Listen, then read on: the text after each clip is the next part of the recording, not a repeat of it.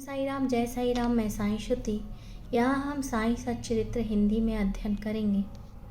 यह वीडियो बनाने का उद्देश्य उन लोगों में है कि कभी कभार ऐसा होता है कि हम साई सच्चरित्र का पारायण करते हैं, लेकिन किसी कारणवश हम पढ़ नहीं पाते, तो हम उस ऑडियो को सुन ले तो भी पढ़ना और सुनना दोनों ही पारायण कहलाता है। तो यहाँ मैं अध्याय 4, जिसमें कि रोहिला की कथा और बाबा के मधुर अमृतोपदेश हैं, उस उपदेशों के विषय में बताया गया है।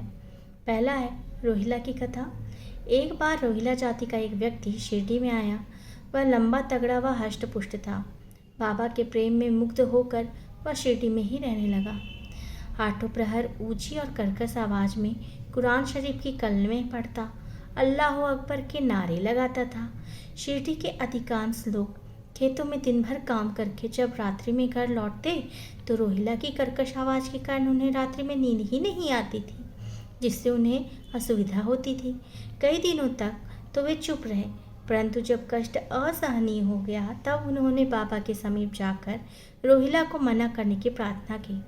बाबा ने उन लोगों की इस प्रार्थना पर ध्यान नहीं दिया, बल्कि गांव वालों को ही आड़े हाथों लेते हुए बोले कि वे अपने कार्य पर ध्यान दें, रोहिला की ओर ध्यान न दें।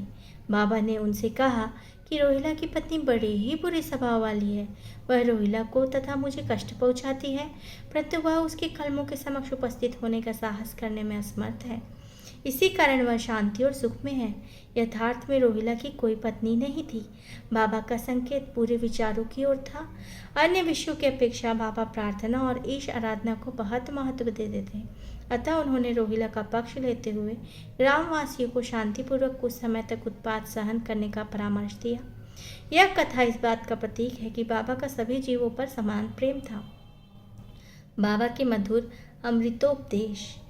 एक दिन दोपहर की आरती के बाद भक्त अपने अपने निवास स्थानों को लौट रहे थे।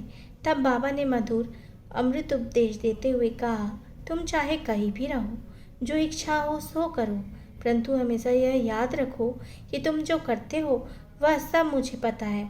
मैं ही समस्त प्राणियों का प्रभु और घट घट में व्याप्त हूँ। मेरे ही उदर में समस्त जड़ और चेतन प्राणी समाये हुए हैं। मैं ही समस्त ब्रह्मांड का नियंत्रण करता व संचालक हूँ। मैं ही उत्पत्ति, स्थिति व संहार करता हूँ। मेरी भक्ति करने वालों को कोई भी हानि नहीं पहुँचा सकता। मेरे ध्यान की उपेक्षा करने वाले माया के जाल में फंस जाते हैं। सभी जंतु, चींटियाँ तथा दिखाई देने वाला परिवर्तनशील और इस विश्व में मेरा ही स्वरूप है। इस मधुर अमृतोपदेश को सुनकर मैंने तुरंत यह दृढ़ निश्चय कर लिया कि अब भविष्य में अपने गुरु के अतिरिक्त अन्य किसी की भी सेवा नहीं करूँगा। मुझे नौकरी मिल जाएगी। बाबा के ये वचन मेरे मस्तिष्क में बार बार घूमने लगे। मुझे विचार आने लगा, क्या सचमुच ऐसा घटित होगा? भविष्य की घटनाओं से स्पष्ट है, बाबा के वचन सत्य निकले और मुझे नौकरी मिल गई। इसके पश्चात मैं स्वतंत्र होकर एकाग्र भाव से जीवन पर्यंत बाबा की ही सेवा में लगा रहा। इस अध्याय को समाप्त करने से पूर्व मेरी पाठकों से विनम्र प्रार्थना है कि वे समस्त बाधाएं जैसे आलस्य, निद्रा, मन की चंचलता, इंद्रिय आसक्ति को दूर कर सारा ध्यान एकाग्र भाव से बाबा की लीलाओं की ओर लगा दें और स्वाभाविक प्रेम कर भक्ति रहस्य को जानें तथा अन्य साधनाओं में व्यर्थ ही श्रम न करें। उन्हें केवल एक ही सुगम उपाय का पालन करना चाहिए, और वह है श्री साई लीलाओं का श्रवण। इससे उनकी अज्ञानता नष्ट होकर मोक्ष का द्वार खुल जाएगा। ओम साई राम, जय साई राम। साई सच्चित का अध्याय 4 संपूर्ण हुआ। ओम साई राम।